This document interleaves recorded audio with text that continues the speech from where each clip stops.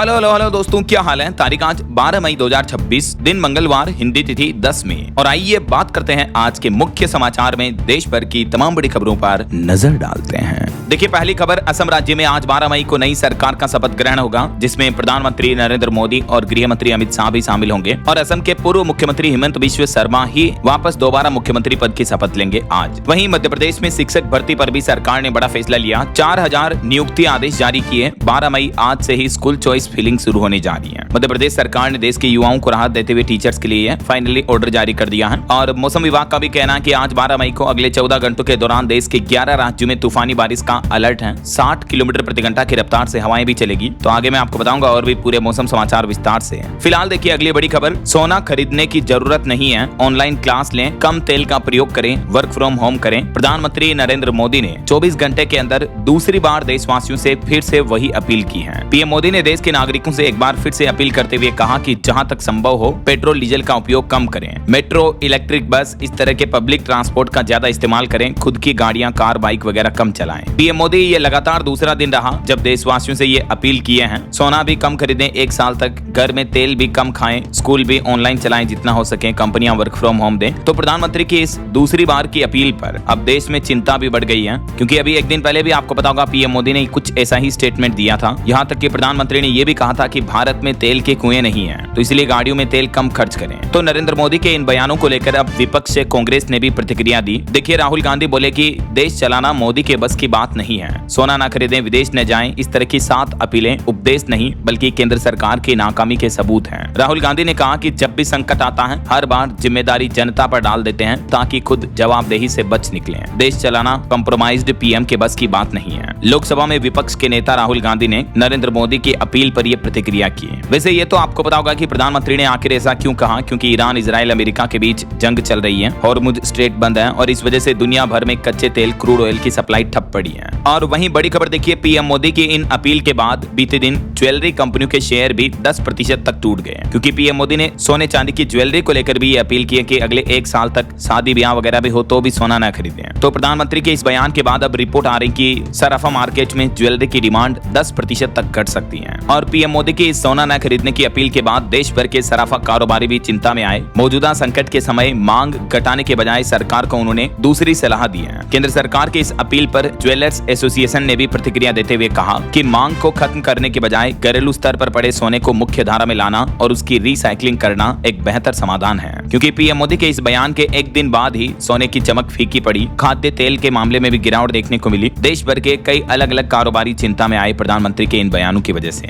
सोना चांदी के भाव में भी कुछ गिरावट देखने को मिली। देखिए, आप सोना 716 रुपए गिरकर 1.5 लाख रुपए प्रति 10 ग्राम पर पहुंच चुका है। चांदी में थोड़ी बढ़त देखने को मिली, 600 रुपए बढ़कर 2,56,000 रुपए प्रति किलो चल रही है अभी चांदी है। बाकी अलग अलग कैरेट के हिसाब से गोल्ड का प्राइस आप देख सकते हैं स्क्रीन पर। वहीं केंद्र सरकार की एक और सफाई सामने आ रही है कि पीएम मोदी की अपील के बाद सरकार ने सफाई देते हुए कहा कि देश में सभी तरह के ईंधन और ऊर्जा का पर्याप्त भंडार है। अभी तक पेट्रोलियम और प्राकृतिक गैस मंत्रालय की तरफ से यह क्लियरिफिकेशन दिया गया कि अभी फिलहाल हमारे देश में इस समय पेट्रोल, डीजल और एलपीजी की कमी नहीं है, लेकिन अगर 1-2 महीने और युद्ध जैसे हालात रहे तो फिर संकट आ सकता है ऐसा। और पीएम मोदी की इन अपील के बाद बीते दिन सोशल मीडिया पर कई जगहों पर ऐसी खबरें भी चलने लगी कि पेट्रोल, डीजल के दाम बढ़ सकते हैं। तो इन खबरों को भी सरकार ने एक बार फिर से भ्रामक बताया और कहा कि फिलहाल पेट्रोल, डीजल की कीमतें बढ़ाने का सरकार कोई प्रस्ताव विचाराधीन नहीं रखे हुए है। हालांकि फिर भी मीडिया में रिपोर्ट्स आ रही कि 15 मई के बाद देशवासियों को महंगाई का बड़ा झटका लग सकता है। न सिर्फ पेट्रोल, डीजल बल्कि घरेलू एलपीजी गैस सिलेंडर भी महंगे हो सकते हैं 15 मई के बाद से। रिपोर्ट में बताया जा रहा है कि पेट्रोल, डीजल के दाम 4 से 5 रुपए प्रति लीटर तक बढ़ सकते हैं, जबकि एलपीजी गैस सिलेंडर भी 40-50 रुपए तक महंगा हो सकता है ऐसा। अभी मौजूदा समय में हमारे देश में अगर स्टॉक की बात करें तो देश में 45 दिन की एलपीजी का स्टॉक पड़ा है, जबकि 2 महीने यानी 60 दिन का तेल का स्टॉक भी पड़ा है। तो अगर ये स्टॉक कम पड़ता गया तो फिर महंगा हो सकता है पेट्रोल, डीजल, जाहिर सी बात है, क्योंकि पेट्रोलियम कंपनियां ऑलरेडी घाटे में चल रही है। मैंने आपको अभी एक दिन पहले रिपोर्ट्स भी बताई थी। और जो पीएम मोदी ने वर्क फ्रॉम होम की बात कही है ना दोस्तों, तो इस पर भी एक खबर में रिपोर्ट आ रही, देखिए आप, कि अगर हमारे देश में 1 करोड़ लोग भी सप्ताह में 3 दिन वर्क फ्रॉम होम करें तो 70,000 करोड़ रुपए बचेंगे।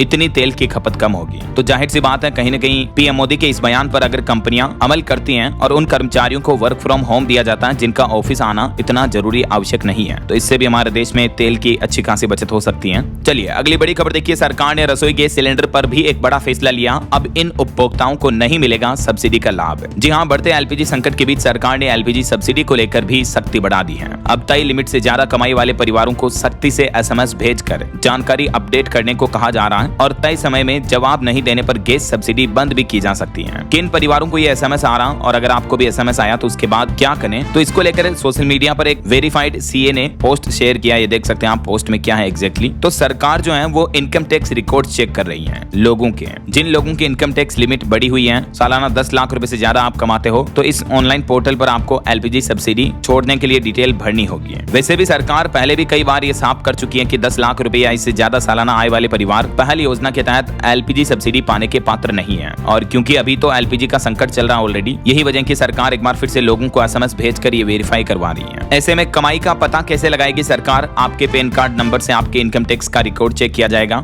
आधार कार्ड से लिंक परिवार की जानकारी और एलपीजी उपभोक्ता डेटाबेस का मिलान कर रही है सरकार। तो अगर आपको भी इस तरह का एसएमएस आता है तो आपको क्या करने का रहेगा? दिए गए लिंक्स की ऑफिशियल ऑथेंटिसिटी चेक करने के बाद आपको केवाईसी डॉक्यूमेंट वगैरह सबमिट करने की कहा जाए तो वो सबमिट करना होगा। ऐसा अगर आप तय समय में जवाब नहीं भी दोगे तो भी आपकी ऑटोमेटिक सब्सिडी बंद कर दी जाएगी। चलिए अगली खबर देखिए, बीते दिन पीएम नरेंद्र मोदी गुजरात के सोमनाथ अमृत महोत्सव में शामिल हुए। यहाँ पीएम मोदी ने 11 तीर्थों के पवित्र जल से सोमनाथ का कुंभाभिषेक भी किया। पीएम मोदी ने कहा कि सोमनाथ का पुनर्निर्माण किया जाएगा। भारत की स्वतंत्र चेतना और प्राचीन गौरव की पुनर्स्थापना का उद्घोष किया। पीएम मोदी ने खुद को दादा सोमनाथ का अनन्य भक्त भी बताया। सोमनाथ मंदिर की प्राण प्रतिष्ठा के 75 साल पूरे होने के मौके पर पीएम मोदी इस कार्यक्रम में शामिल हुए और इस दरमियान प्रधानमंत्री ने अपने संबोधन में भारत की तकनीक पर बात करते हुए राजस्थान के पोखरण के परमाणु परीक्षण पर भी कहा कि इस परीक्षण ने दुनिया को हिला दिया था। विश्व भर की शक्तियां भारत को दबोचने के लिए मैदान में उतरी, लेकिन हम डटे रहे, डरे नहीं। बीते दिन आपको पता होगा भारत का राष्ट्रीय प्रौद्योगिकी दिवस था, नेशनल टेक्नोलॉजी डे, तो इस पर पीएम मोदी ने यह बयान दिया। चलिए अगली खबर आ रही, कच्चे तेल की कीमतों पर टिकी भारत के विकास की रफ्तार, 2030 तक खिसक सकता है $5 ट्रिलियन इकोनॉमी का सपना भी।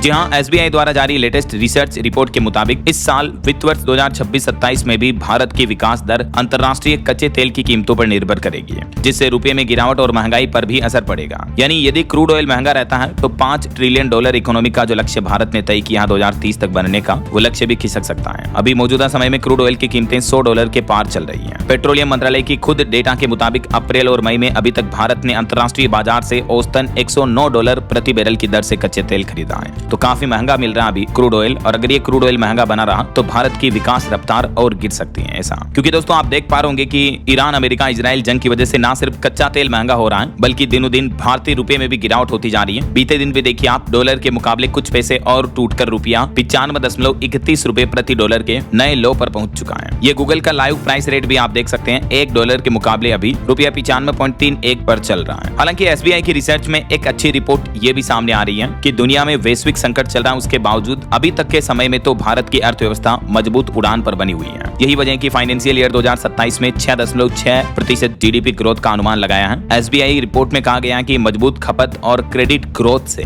भारत की अर्थव्यवस्था को सहारा मिलेगा, बूस्टअप मिलेगा। ऐसा तो कहने का मतलब देश की आर्थिक वृद्धि दर 2026-27 में 6.5% से भी ऊपर रहने का अनुमान जताया है एसबीआई रिसर्च ने। चलिए एसबीआई की बात हो रही तो एक और अपडेट आपको बता दूं, भारतीय स्टेट बैंक कर्ज वसूली के लिए यानी लोन के पैसों का कलेक्शन करने के लिए 4000 नई भर्तियां करेगा। खुद एसबीआई के चेयरमैन बोले कि लोन बुक को सुरक्षित रखना ही हमारा लक्ष्य है। तो जल्द ही एसबीआई की तरफ से ये नई नौकरियां भी निकाली जाएगी, फील्ड पर तैनात होगी नई टीम। एनपीए को काबू में रखने के लिए एसबीआई का ये नया प्लान है। अच्छा, वैसे एसबीआई बैंक की बात हो ही रही है तो देखिए बैंकिंग सेक्टर को लेकर भारतीय रिजर्व बैंक की नई पहल, अब बैंक में कर्मचारी लंच टाइम का बहाना नहीं बना पाएंगे। अगर बैंक कर्मचारी आपका काम करने में टालम टोल करें तो सीधे आप कंप्लेंट करके उन्हें सबक सिखा सकेंगे, आरबीआई खुद एक्शन लेगा। बैंक कर्मचारी अब आपको लंच टाइम चल रहा बाद में आना इस तरह के कहकर टालम टाल नहीं कर पाएंगे। हाल ही में रिजर्व बैंक ने कुछ नए नियम लागू किए हैं। सबसे पहले तो आपको बता दूं, आरबीआई नियमों के मुताबिक बैंकों में ग्राहकों के लिए कोई आधिकारिक लंच ब्रेक होता ही नहीं है। बैंक कर्मचारियों के लिए ऑफिशियल लंच टाइम नहीं होता है उनके ड्यूटी टाइम पीरियड में। तो आप इस मुद्दे पर बैंक मैनेजर से सीधे सवाल कर सकते हैं उसी ब्रांच में।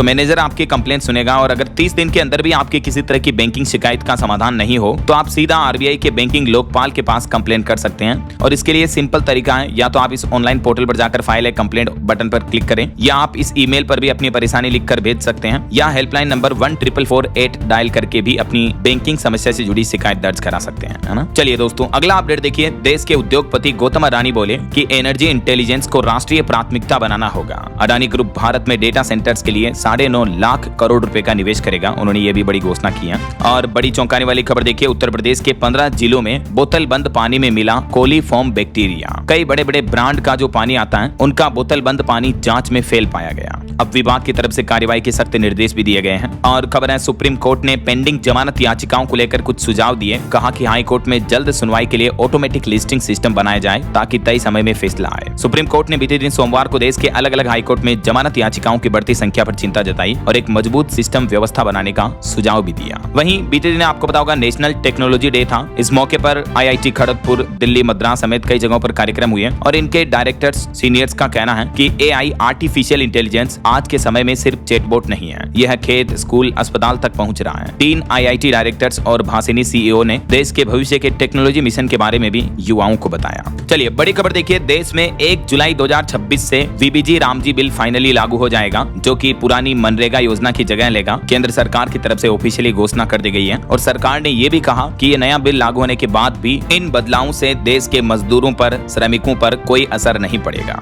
केंद्र सरकार ने घोषणा कर दी है कि वीबीजी रामजी बिल यानी नया विकसित भारत गारंटी फॉर रोजगार एंड आजीविका मिशन 1 जुलाई से पूरे देश में लागू हो जाएगा, जो कि पुरानी Mahatma Gandhi national rural employment act यानी मनरेगा योजना को खत्म करके इसकी जगह लागू किया जाएगा। हाल ही में कुछ महीनों पहले आपको पता होगा जब वीबीजी रामजी बिल को सदन से पास किया गया तब इसका काफी विरोध भी हुआ, विपक्ष ने विरोध किया। तो इस बिल की 3 प्रमुख खास बातें क्या होगी देख सकते हैं आप। एक तो इसमें रोजगार की गारंटी को 100 से बढ़ाकर 125 दिन किया जाएगा, लेकिन सबसे महत्वपूर्ण बदलाव ये होगा कि पहले इस योजना का पूरा खर्च केंद्र सरकार उठाती थी, लेकिन अब राज्यों को भी 10 से 40% तक हिस्सेदारी देनी होगी।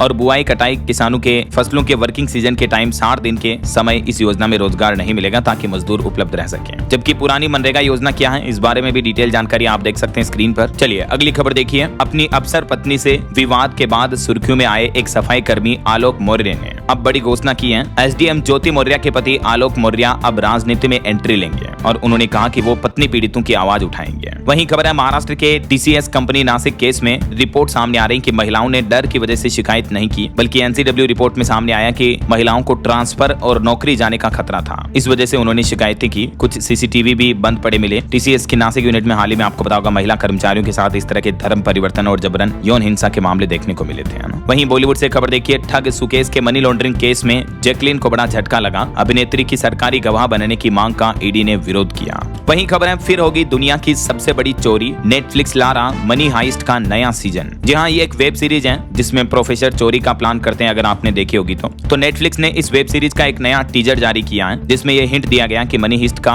सीजन 6 भी आ सकता है। और भारत के लिए एक अच्छी खबर देखिए, भारत के ऊर्जा क्षेत्र में इतिहास रचने जा रहा नया बिहार के इस जिले में 56,000 करोड़ का नया न्यूक्लियर पावर प्लांट लगाने जा रही एनटीपीसी कंपनी है। ये सरकारी कंपनी ने बिहार के बांका जिले में 2.5 गीगावाट से भी ज्यादा क्षमता वाला बड़ा न्यूक्लियर पावर प्रोजेक्ट लगाने की तैयारी शुरू कर दी है। वहीं दोस्तों, ईरान अमेरिका इजराइल जंग से जुड़ी कुछ बड़ी खबरें देखिए आप। खबर आ रही कि हॉर्मुज रूट में फिर से तनाव बढ़ सकता है। सीज फायर बहुत कमजोर स्थिति में चल रहा है क्योंकि अमेरिकी राष्ट्रपति डोनाल्ड ट्रंप को ईरान का नया प्रस्ताव पसंद नहीं आया। ट्रंप ने ईरान का जंग रोकने का प्रस्ताव ही ठुकरा दिया। वो बोले कि मुझे पसंद नहीं आया। अमेरिका ने एनरिच्ड यूरेनियम सौंपने की शर्त रखी है ईरान के सामने। कुल मिलाकर अमेरिका चाहता है कि ईरान अपना परमाणु कार्यक्रम बंद कर दे और ईरान उस शर्त पर एग्री नहीं हो रहा है। यही वजह है कि ये युद्ध रुकने की बजाय और लंबा खिंचता दिख रहा है। और इस बीच खबर आ रही है कि ईरान को अब भारत से भी मदद की उम्मीद नजर आ रही है। यूएस से जंग के बीच नई दिल्ली आ रहे हैं ईरानी विदेश मंत्री। बस कुछ ही दिन में भारत में ब्रिक्स समिट होने वाला है और इसमें ईरान के विदेश मंत्री भी आएंगे। भारत में 14-15 मई को ब्रिक्स विदेश मंत्रियों की बैठक होगी। माना जा रहा है कि इस बैठक में ईरान, रूस, चीन समेत अन्य देशों के कई बड़े प्रतिनिधि शिरकत करेंगे। तो मिडिल ईस्ट, पश्चिम एशिया में जो ये संकट चल रहा है, इस बीच भारत भी अलर्ट मोड पर हुआ। भारत के रक्षा मंत्री राजनाथ सिंह ने मंत्रियों के साथ हाई लेवल मीटिंग भी की इस मुद्दे पर। और इस बीच देखिए, इजराइल के प्रधानमंत्री बेंजामिन नेतन्याहू बोले कि ईरान के नए सुप्रीम लीडर मुज्तबा खामेनी अभी जिंदा हैं, लेकिन वो बंकर में छिपे हुए हैं। लेकिन उनको लेकर इजरायली पीएम का कहना है कि उनकी सत्ता पर पिता जैसी पकड़ नहीं है। ईरानी जनता के विद्रोह का भी डर है नए सुप्रीम लीडर को। वहीं नेतन्याहू ने ईरान युद्ध पर पहली बार अपने पत्ते खोले। वो बोले कि असली मिशन तो अभी बाकी है। ट्रंप और मैं जानते थे हमले का आगे का प्लान क्या होगा। और इस बीच खबर आ रही दोस्तों की यूएस और चाइना यानी अमेरिका चीन के रिश्तों में भी नया मोड़ आया। 9 साल बाद चीन जाएंगे अमेरिका के राष्ट्रपति डोनाल्ड ट्रंप। इस दरमियान व्यापार और ताइवान समेत कई मुद्दों पर बड़ी बातचीत होगी। खबर के मुताबिक ट्रंप 13 से 15 मई तक चीन का दौरा करेंगे और चीनी राष्ट्रपति शी जिनपिंग से इन कई अहम मुद्दों पर बातचीत करेंगे। और बड़ी खबर देखिए, ईरान जंग के बाद पूरी दुनिया बदलती नजर आ रही। हॉर्मुज रूट से उठी आग ने ग्लोबल सियासत का नक्शा ही बदल दिया। इस जंग ने पूरी दुनिया की राजनीति को भी हिलाकर रख दिया है। हालांकि इस बीच कई पॉलिटिकल एक्सपर्ट्स का यह मानना है कि बड़े युद्ध से बचना चाहता है यूएस यानी अमेरिका खुद भी, और ईरान ने भी अपनी कूटनीतिक सक्रियता दिखाई है इस युद्ध के हालातों में। अभी एक दिन पहले मैंने आपको रिपोर्ट बताई थी कि अमेरिका और ईरान अगले सप्ताह फिर से पाकिस्तान के इस्लामाबाद में भी बातचीत कर सकते हैं, तो ये भी अपडेट चल रहा है। बाकी फिलहाल तो ट्रंप ने ईरान का जंग रोकने का प्रस्ताव ठुकरा दिया है। तो देखते हैं इस मुद्दे पर आगे के क्या अपडेट्स आएंगे, मैं आपको बताता रहूंगा इसी चैनल डीएलएस न्यूज के माध्यम से। तभी तो मैं आपको रोजाना कहता रहता हूं दोस्तों कि अगर आप अभी तक भी डीएलएस न्यूज से जुड़े नहीं हो तो जुड़ जाइए, चैनल को सब्सक्राइब करके बेल आइकन जरूर दबा दीजिएगा और इस वीडियो पर एक लाइक और शेयर भी कर देना, ताकि आपको रोजाना की ताजा खबरें, महत्वपूर्ण मुख्य समाचार, काम के न्यूज अपडेट सबसे पहले आपके मोबाइल पर मिलते रहेंगे। ओके, और चलिए खबरों में आगे बढ़ते हैं। अब अपन आज के मौसम समाचार पर नजर डाल लेते हैं। तो देखिए दोस्तों, देश में मौसम का डबल अटैक देखने को मिल रहा है। मध्य प्रदेश से लेकर उत्तर प्रदेश तक कई राज्यों में बारिश, तो राजस्थान गुजरात में भयंकर गर्मी और लू का तांडव। देखिए, अभी राजस्थान का बाड़मेर शहर देश में सबसे गर्म जिला चल रहा है, जिसका तापमान 46 डिग्री से भी ऊपर पहुंच चुका, 47 के लगभग। जबकि उत्तर प्रदेश, हरियाणा, पंजाब और बिहार, इन राज्यों में आज भी बारिश का अलर्ट है। और उत्तराखंड में भी 4 धाम यात्रियों से यात्रा टालने की अपील की है, क्योंकि 2 दिन मौसम बहुत खराब रहने वाला है। तो कुछ अलग अलग राज्यों की मौसमी स्थितियां देखिए आप। मध्य प्रदेश के 8 जिलों में बारिश का अलर्ट, 30 से 40 किलोमीटर प्रति घंटा की रफ्तार से आंधी चलेगी। हालांकि भोपाल, इंदौर संभाग में तेज गर्मी रहेगी। वहीं राजस्थान में भी भयंकर गर्मी और लू के बीच हनुमानगढ़ में बारिश हुई, श्रीगंगानगर में ओले गिरे। बाड़मेर देश में सबसे गर्म शहर रहा। जयपुर समेत 6 जिलों में बदलेगा मौसम। बिहार के भी 19 जिलों में आज बारिश का येलो अलर्ट है। 50 किलोमीटर प्रति घंटा की रफ्तार से हवाएं चलेगी और 15 मई तक बिहार में ऐसा ही बारिश भरा मौसम रहेगा। पंजाब में भी अब 4 दिन तक आंधी बारिश का अलर्ट है। दिन में तेज हवाएं चलेगी तो लोगों को लू से थोड़ी राहत मिलेगी। हरियाणा में भी मौसम बदला, सिरसा, हिसार समेत 3 जिलों में बारिश हुई, तो तापमान में भी गिरावट देखने को मिली है। छत्तीसगढ़ में भी अब 5 दिन मौसम खराब रहेगा, क्योंकि राजस्थान और बंगाल में एक नया पश्चिमी विक्षोभ सिस्टम बना, जिसका असर दिखेगा। तो 40 की रफ्तार से तेज हवाएं चलेगी और बिजली गिरने का भी खतरा है। पहाड़ी राज्यों की बात करें दोस्तों, तो उत्तराखंड के पिथौरागढ़ में सड़कें, नदियां बन गई, इतना पानी भर गया, तेज बारिश हुई, देख सकते हैं आप। 9 जिलों में बारिश की चेतावनी है। श्रद्धालुओं से 4 धाम यात्रा भी टालने की अपील की है प्रशासन ने, क्योंकि आज और बिगड़ेगा मौसम। वहीं हिमाचल प्रदेश में भारी तूफान का कहर देखने को मिल रहा। कुल्लू में 5 घरों और 8 गौशालाओं की छतें भी उखड़ गई, इतनी भयंकर तूफानी हवाएं चली है। रामपुर में एक टिप्पर पर पेड़ गिर गया। 4 जिलों में बारिश का भी अलर्ट है। हिमाचल प्रदेश में 2 दिन की राहत के बाद फिर से मौसम बदल गया है। बाकी अगले 2 दिन, आज और कल 12 मई 13 मई को मौसम का हाल क्या रहेगा देख सकते हैं आप जानकारी। और देश के अलग अलग राज्यों में अभी तापमान क्या चल रहा है, इसकी भी डिटेल्स आप चेक कर सकते हैं। ओके, और चलिए मौसम के बाद आगे बढ़ते हैं। खबरों में कुछ मार्केट अपडेट्स पर नजर डाल लेते हैं। तो देखिए, बीते दिन भारतीय शेयर बाजार में भारी गिरावट देखने को मिली, 1313 अंक की। अभी सेंसेक्स 76,000 पर आ चुका वापस। निफ्टी भी 350 अंक टूटा। वहीं केनरा बैंक का चौथी तिमाही का मुनाफा 10% बढ़कर 4500 करोड़ रुपए रहा। और म्यूचुअल फंड निवेशकों के लिए बड़ी खबर आ रही, इक्विटी और एसआईपी में लोगों की दिलचस्पी घटी है। रिपोर्ट के मुताबिक अब लोग गोल्ड और डेट फंड्स में ज्यादा निवेश कर रहे हैं। बीते महीने अप्रैल के ये आंकड़े भी आप देख सकते हैं। वहीं भारत के लिए अच्छी खबर देखिए, भारतीय निर्माण उपकरण उद्योग ने नया कीर्तिमान रचा। निर्यात यानी एक्सपोर्ट में 31.5% की शानदार बढ़ोतरी देखने को मिली। और भारत अमेरिका व्यापार समझौते पर भी रिपोर्ट आ रही कि अगले दौर की बातचीत के लिए अमेरिकी टीम के भारत आने की उम्मीद है। वहीं आदिनाथ एग्रो कंपनी ने अपनी रीब्रांडिंग की है, अब इसे एडिनोवा के नाम से जाना जाएगा। और खबर है पेंशन, अब म्यूचुअल फंड जितनी आसान होगी, यूपीआई से खाता खुलेगा, बुढ़ापे को डबल कवर मिलेगा। दरअसल केंद्र सरकार की तरफ से पेंशन स्कीम्स और इससे जुड़े अकाउंट्स ओपनिंग प्रोसेस को आसान कर दिया, जानकारी आप देख सकते हैं। और कंपनियों की पॉलिसी पर खबर आ रही, कंपनियों में अब 25% तक हो सकेंगे प्रशिक्षु। सस्ते श्रम का दुरुपयोग रोकने के लिए सरकार ने नई शर्तें भी रखी हैं। केंद्र सरकार कंपनियों में शिक्षार्थियों यानी जो इंटर्नशिप वगैरह करते हैं, उनकी सीमा 25% तक बढ़ाने की विचार कर रही है। जल्दी इसको लेकर नए नियम लागू किए जाएंगे। सरकार ने कंपनियों को लेकर ये प्रपोजल भी रखा है, देख सकते हैं। आप। और खबर है टोयोटा किर्लोस्कर मोटर महाराष्ट्र में लगाएगी नया संयंत्र, 2029 में उत्पादन शुरू हो जाएगा, करीब 300 अरब येन का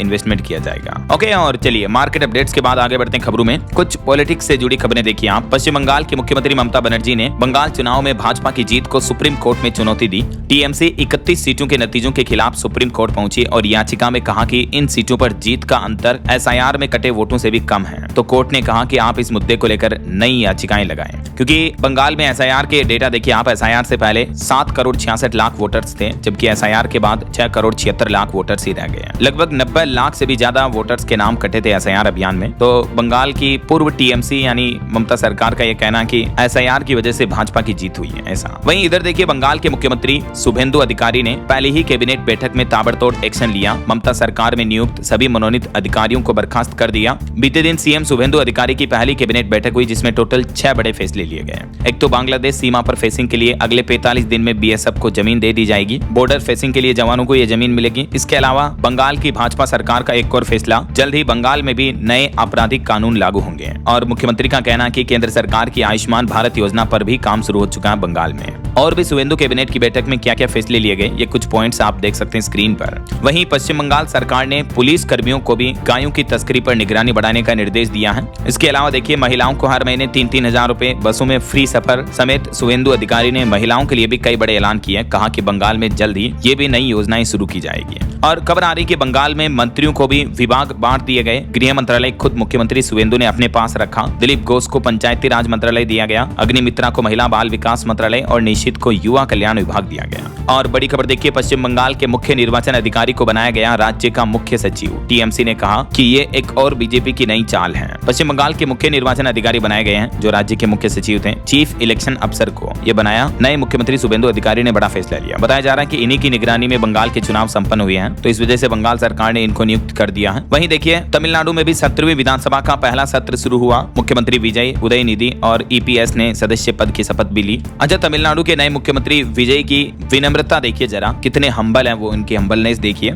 उनका एक वीडियो सोशल मीडिया पर वायरल हो रहा है जब मुख्यमंत्री विजय ने स्टाफ कर्मचारियों की टेबल उठाने में मदद की है। शपथ ग्रहण समारोह के दौरान का ये वीडियो है। स्टाफ के कर्मचारी टेबल उठा रहे थे तो खुद विजय ने टेबल उठाकर उनकी मदद की है। बगल में खड़े राहुल गांधी भी ये देखकर हैरान हो गए। और विजय की इसी विनम्रता पर, उनके इस ग्रेटिट्यूड पर सोशल मीडिया पर फैंस ने भी उनकी खूब तारीफ की है। हालांकि इधर केरलम राज्य में अभी भी सस्पेंस बरकरार है मुख्यमंत्री के पद को लेकर। वेणुगोपाल राहुल गांधी की पसंद है। कांग्रेस ने पूर्व प्रदेश अध्यक्षों को दिल्ली भी बुलाया। आईयूएमएल बोली कि लोग शादियों में पूछते हैं नया मुख्यमंत्री कौन होगा। वहीं देखिए पंजाब में भाजपा के 2 ऑफिसों पर हमला हुआ। एक वीडियो आ रहा कि लाठी डंडे लेकर घुसे लोग, तोड़फोड़ की, पथराव किया, दीवारों और पोस्टरों पर इंक भी फेंकी। ओके, और चलिए पॉलिटिक्स के बाद आगे बढ़ते हैं खबरों में। कुछ बड़े हादसों और दुर्घटनाओं की खबरें देखिए दोस्तों। उत्तर प्रदेश में चलती ट्रेन में 2 और अस्पताल में एक महिला की हत्या करने वाला साइको किलर निकला एक पूर्व सैनिक। यूपी के चंदौली जिले का यह मामला सामने आया। वहीं हिमाचल प्रदेश में एक बड़ा सड़क हादसा हो गया। 6 लोगों की मौत हो गई, जिसमें 5 लोग गुजरात के थे। ये मनाली से डलहौजी घूमने जा रहे थे। मुख्यमंत्री ने भी इस घटना पर शोक जताया। हिमाचल प्रदेश के चंबा में यह बड़ा हादसा हुआ। इनकी इनोवा कार खाई में गिर गई, जिससे ये 6 पर्यटकों की जान चली गई। और खबर है मध्य प्रदेश में जो क्रूज हादसा हुआ था, इसकी जांच अब न्यायिक आयोग करेगा। हाईकोर्ट के रिटायर्ड जस्टिस संजय द्विवेदी इसके चीफ बने। 5 बिंदुओं पर 3 महीने में रिपोर्ट देंगे। वहीं एक श्रद्धांजलि देखिए, साउथ इंडस्ट्री को बड़ा झटका लगा। 31 साल की उम्र में के भरतकांत ने दुनिया को अलविदा कहा। जी हाँ, तेलुगु इंडस्ट्री के लिए ये सबसे बड़ा झटका है। एक हादसे में 2 सितारों की मौत हो गई। 31 साल के एक्टर की जान चली गई। इनकी कार के एक्सीडेंट में एक तो भरतकांत का निधन हो गया, एक उनके दोस्त साई त्रिलोक की भी इसी सड़क दुर्घटना में मौत हो गई। दोनों की उम्र 31 साल थी। बताया जा रहा कि इनकी कार ट्रक से टकरा गई थी, इस वजह से इनका निधन हो गया। ईश्वर इनकी आत्मा को शांति दे। और एक बड़े सड़क हादसे की घटना देखिए, राजस्थान में एक्सीडेंट में मौसेरे भाइयों समेत 3 लोगों की जान चली गई। चित्तौड़गढ़ जिले में यह सड़क हादसा हुआ। और एक बड़ी दुर्घटना हो गई मध्य प्रदेश में। पेट्रोल पंप पर भीषण आग लगी, 12 लोग झुलस गए। राजगढ़ में यह आग की घटना हुई। एक की तो हालत काफी गंभीर चल रही है। वहां मौजूद लोगों का कहना है कि बाइक में पेट्रोल डालते ही आग भड़की, 12 लोग झुलस गए, 5 धमाके हुए, दूर दूर तक से आग की लपटें दिखी। मध्य प्रदेश के राजगढ़ जिले के पचोर में अभी बीती देर रात पेट्रोल पंप पर यह भीषण आग लगने की घटना देखने को मिली है। वहीं मध्य प्रदेश के इंदौर का भी यह मामला देखिए, 5 बसों में आग लगी, 4 धमाके हुए। अवैध पार्किंग में वेल्डिंग करते दौरान यह बड़ा हादसा हुआ। चश्मदीद बोले कि गैस सिलेंडर भी फटे हैं। इंदौर के नवलखा इलाके में ये 5 खड़ी हुई बसों में आग लग गई। गनीमत रही कि इनमें यात्री सवार नहीं थे, इस वजह से किसी की जानहानि नहीं हुई। और बड़ी खबर देखिए एक सावधानी भरी चेतावनी भरी खबर आपको बताता हूं। हरियाणा के जिंद में आजकल अपराधी बुजुर्गों को निशाना बना रहे हैं। नशीला पदार्थ सुंघाकर एक महिला से भी लूट की घटना सामने आई है। और एक बड़े अंतर्राष्ट्रीय हादसे की खबर देखिए, पाकिस्तान में भी भीषण हादसा हुआ। गहरी खाई में गिरी वैन जिसमें 11 लोगों की मौत हो गई, कई घायल हो गए। शादी में शामिल होने जा रहे थे ये लोग। चलिए अंतर्राष्ट्रीय न्यूज की बात हो ही रही है तो कुछ और इंटरनेशनल न्यूज अपडेट देख लेते हैं फटाफट से। देखिए नेपाल जाने वाले जरा ध्यान दें, अब आसानी से नेपाल में एंट्री नहीं मिलेगी भारतीयों को। नेपाल की नई बालियन सरकार ने कुछ कड़े नियम भी लागू कर दिए हैं। अब नेपाल में एंट्री के लिए पहचान पत्र अनिवार्य होगा। बिना दस्तावेज वाले लोगों को बॉर्डर से लौटाया जा रहा। सीमा पर एसएसबी और नेपाल पुलिस की सख्त जांच भी जारी है। नेपाल की बालियन सरकार ने बड़ा फरमान जारी करते हुए कहा कि नेपाल में आईडी कार्ड के बिना भारतीयों की एंट्री पर अब बैन रहेगा। और नेपाल सरकार का कहना है कि इसके पीछे रोहिंग्या मुसलमानों की अवैध घुसपैठ को रोकने का मकसद है। अच्छा, न सिर्फ लोगों के लिए बल्कि नेपाल में भारतीय लोगों की गाड़ी वाहन ले जाने का नियम भी बदल चुका है। अब नेपाल जाने वाले भारतीय वाहनों के लिए भी पहचान पत्र ड्राइविंग लाइसेंस अनिवार्य होगा। इसके अलावा अधिकतम 30 दिन 1 महीना ही आप नेपाल में अपनी गाड़ी को रख पाएंगे। ऐसा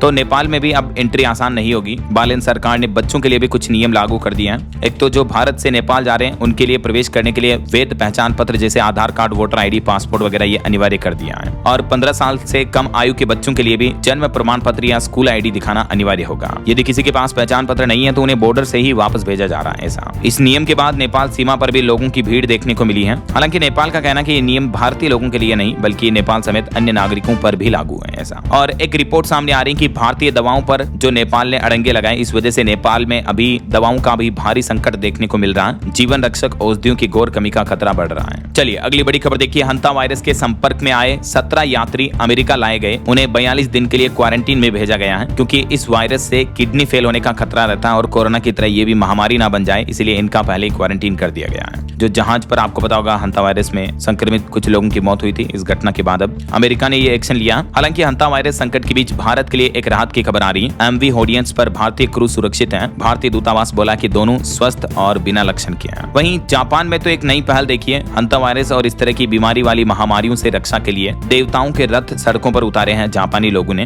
वहाँ की संस्कृति में एक्चुअली 300 साल पुरानी इस तरह की परंपरा है। ये एक उत्सव की तरह मनाया जाता है। जब भी बीमारियां, खतरनाक वायरस वगैरह का संकट आता है तो जापानी लोगों का मानना है कि इस आयोजन से इस तरह के वायरस और नकारात्मक शक्तियां दूर होती हैं। ऐसा वहीं खबर देखिए, ब्रिटेन ने रूस पर लगाए नए प्रतिबंध। शत्रुतापूर्ण गतिविधियों के लिए 85 व्यक्तियों और संस्थाओं पर कार्रवाई की है। और महिलाओं को लेकर एक रिपोर्ट सामने आ रही है कि महिलाओं के लिए दुनिया में अफगानिस्तान देश सबसे असुरक्षित देश है। हालांकि भारत में महिलाओं की सुरक्षा के मामले में स्थिति में सुधार हुआ है, लेकिन कुछ चुनौतियां अभी भी बरकरार हैं। दुनिया में 177 देशों की सूची में आखिर भारत किस स्थान पर रहा है? तो भारत इस मामले में 131वें स्थान पर है, लेकिन पिछले साल के मुकाबले इस मामले में संकेत में कुछ सुधार देखने को मिले हैं। चलिए अगली खबर देखिए, उत्तर प्रदेश के काशी में 125 साल पुराने मुसाफिर खाने पर चला बुलडोजर। दाल मंडी में 25 मकान भी ढहाए गए। संजय दत्त की नानी का यहाँ से कनेक्शन है। यूपी वाराणसी में यह प्रशासन ने बड़ी कार्रवाई की है। वहीं तकनीक पर एक रिपोर्ट सामने आ रही है कि टेक्नोलॉजी व एआई अब बुजुर्गों को स्वस्थ और खुश रखेंगे। बुजुर्गों को नई तकनीक सीखने में जागरूकता और स्क्रीन टाइम का ध्यान रखना भी जरूरी है। और खबर है, पंजाब राज्य में निकाय चुनाव का ऐलान हो चुका है। इसी महीने 26 मई को वोटिंग होगी। 29 तारीख को नतीजे आएंगे। आदर्श आचार संहिता भी लागू हो चुकी है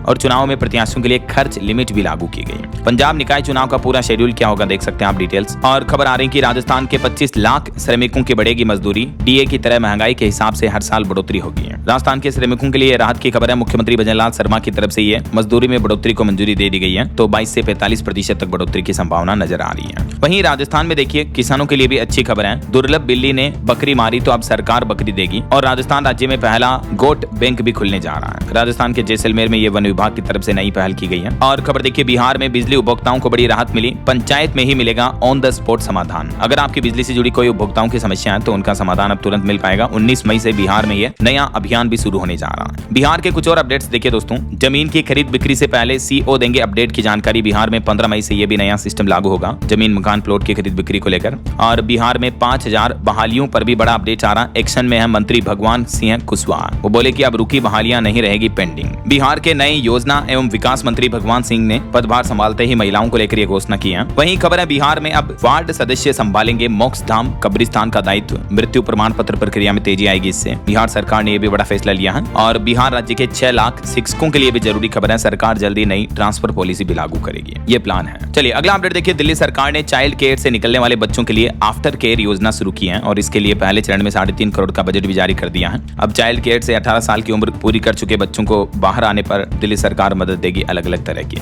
और एक रिपोर्ट सामने आ रही, महंगाई और जलवायु संकट के बीच वित्त वर्ष मार्च 2027 में भारतीय रिजर्व बैंक RBI ब्याज दरों में 2 बार बढ़ोतरी कर सकता है। रिजर्व बैंक की रेपो रेट महंगी हो सकती है, तो इससे बैंकों का लोन लेना वगैरह महंगा हो सकता है। चलिए खबर है सोशल सिक्योरिटी बेनिफिट्स के लिए गिग वर्कर्स को करना होगा साल में 90 दिन कम से कम काम, और इस उम्र के बाद बीमा वगैरह के फायदे नहीं मिलेंगे। हाल ही में सरकार ने जो नए code on social security act लागू किया, इसके तहत गिग और प्लेटफॉर्म वर्कर्स के लिए ये नए नियम लागू हो चुके हैं। जैसे आप Swiggy, Zomato, Amazon, Flipkart, delivery boy वगैरह इनके लिए काम करते हो तो कम से कम 90 या 120 दिन काम करना अनिवार्य होगा, तभी सरकार गिग वर्कर्स को सोशल सिक्योरिटी के जो बेनिफिट्स हैं वो देगी। और इसमें भी उम्र निर्धारित की गई है, 60 साल की आयु के बाद ये बेनिफिट भी नहीं मिलेंगे। और भी डिटेल जानकारी आप देख सकते हैं स्क्रीन पर। वहीं खबर है उत्तराखंड के मदरसों के सभी क्रियाकलापों की होगी विस्तृत जांच, अनियमितताओं पर भी कड़ी कार्रवाई की जाएगी। उत्तराखंड सरकार ने आदेश जारी किया है। और राजधानी दिल्ली में अब अपना घर का सपना पूरा होगा। DDA ने खास आवास योजना शुरू की है, जिसमें 25% तक छूट मिल रही है। कर्मयोगी आवास योजना 2025 के नाम से ये योजना निकाली गई है, दिल्ली विकास प्राधिकरण की तरफ से।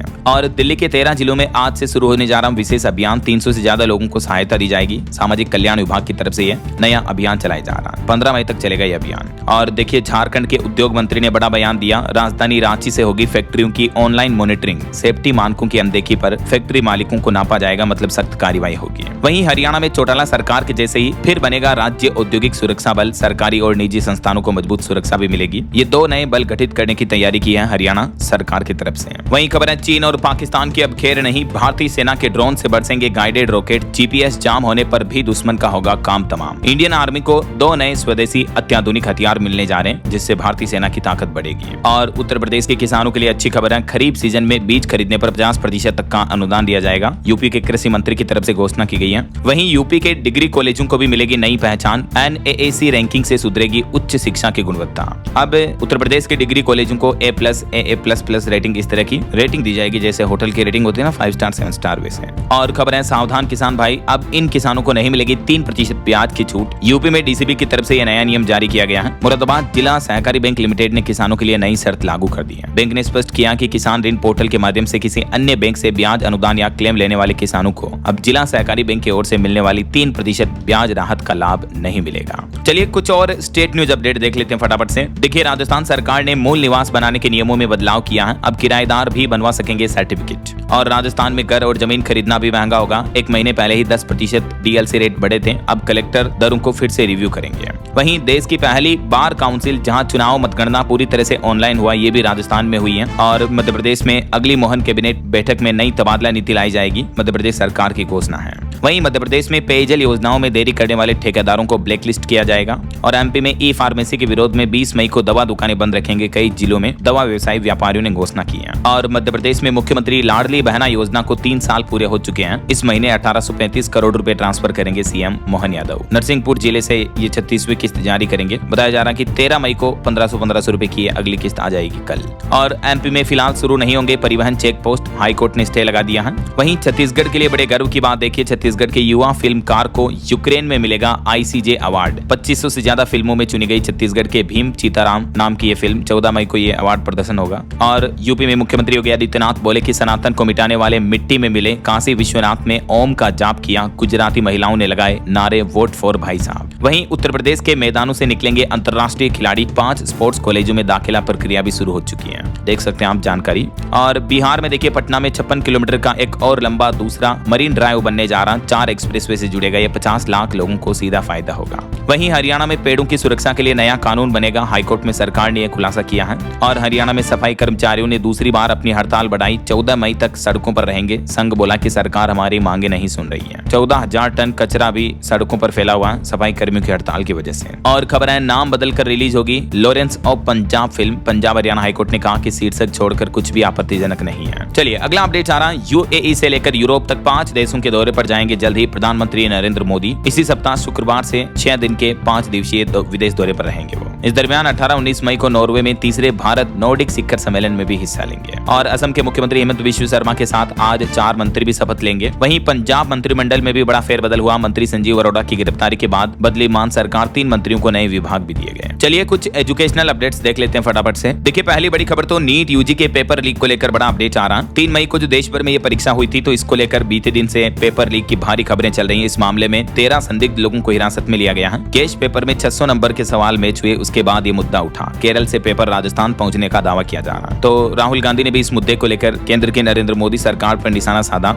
और राजस्थान में पेपर लीक के मामले पर डोटासरा ने भी वर्तमान सरकार पर हमला बोलते हुए कहा कि सरकार इस मामले की जांच कराए। वहीं बीते दिन राष्ट्रीय प्रौद्योगिकी दिवस था। इस मौके पर राजस्थान सरकार ने बड़ी घोषणा की है। राज्य में ब्रह्मगुप्त पुरस्कार शुरू किया जाएगा। तकनीक के क्षेत्र में अच्छा काम करने वाले युवाओं को यह अवार्ड दिया जाएगा। मुख्यमंत्री भजनलाल सरकार ने घोषणा की है। और कुछ सरकारी नौकरियों के अपडेट देखिए। बिहार में एसएपी की 15,821 भर्तियां निकली हुई है। रेलवे में 11,127 पदों के लिए आवेदन 15 मई से शुरू होंगे और बिहार में बाल संरक्षण इकाई में 273 ओपनिंग्स हैं। छत्तीसगढ़ में भी स्टेट इंजीनियरिंग सर्विस एग्जाम का नोटिफिकेशन जारी हो चुका है। व्यापम में 295 वैकेंसी चल रही है और इस सप्ताह की भी कुछ टॉप जॉब्स ये रही। रेलवे में अप्रेंटिस के 1644 पदों पर भी भर्ती चल रही है। गुजरात पंचायत में 1948 वैकेंसी है। इस सप्ताह टोटल 6438 नौकरियां निकली हैं। और देखिए उत्तर प्रदेश में परिषदीय स्कूलों में डिजिटल एजुकेशन को नया विस्तार मिलेगा। खान एकेडमी से पढ़ेंगे गणित विज्ञान। आईसीटी लैब में 6 से 8 तक के स्टूडेंट्स को मौका मिलेगा। वैसे यूपी के 5 स्पोर्ट्स कॉलेजों में भी एडमिशन शुरू हो चुके हैं। कक्षा 6ठी, 9वीं व 11वीं की 518 सीटों पर एडमिशन होगा। ये ऑफिशियल पोर्टल पर अभ्यर्थी ऑनलाइन आवेदन कर सकते हैं। मैंने आपको बताया अपडेट। वहीं देखिए बिहार की बेटी ने हिमाचल में लहराया परचम। 10वीं बोर्ड में 99.29% अंक लाकर साक्षी बनी प्रदेश की 5वीं बोर्ड की टॉपर। और पंजाब बोर्ड का भी 10वीं का रिजल्ट जारी हो चुका है। टॉप 3 में 2 लड़कियां रही। प्राइवेट से पीछे रहे सरकारी स्कूल।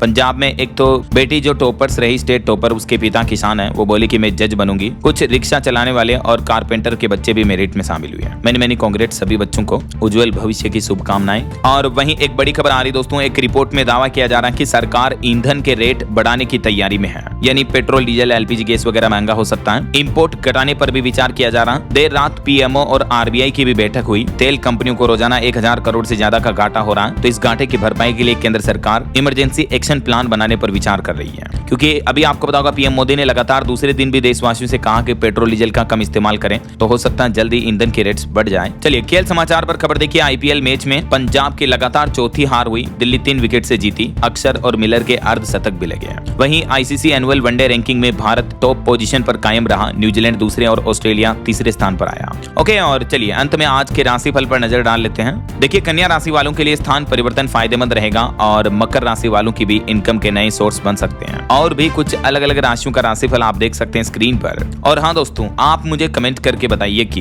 भारत की राजधानी को कोलकाता से दिल्ली किस साल स्थानांतरित किया गया। कमेंट में बताइए। सही जवाब देने वाले लोगों को रैंडमली सेलेक्ट होने पर डीएलएस न्यूज टीम की तरफ से शानदार सरप्राइज गिफ्ट जीतने का मौका मिलेगा। और इसी के साथ ही अगर आपको वीडियो अच्छा लगा तो इसे लाइक करना, शेयर भी करना। डीएलएस न्यूज चैनल को सब्सक्राइब करके बेल आइकॉन जरूर दबा देना रोजाना ऐसी इंफॉर्मेटिव जानकारियां, महत्वपूर्ण समाचार देखते रहने के लिए। ओके, ख्याल रखिएगा अपने आप का, अपने परिवार का। मिलेंगे अगले नेक्स्ट अपडेट में। तब तक के लिए जय हिंद, जय भारत, वंदे मातरम।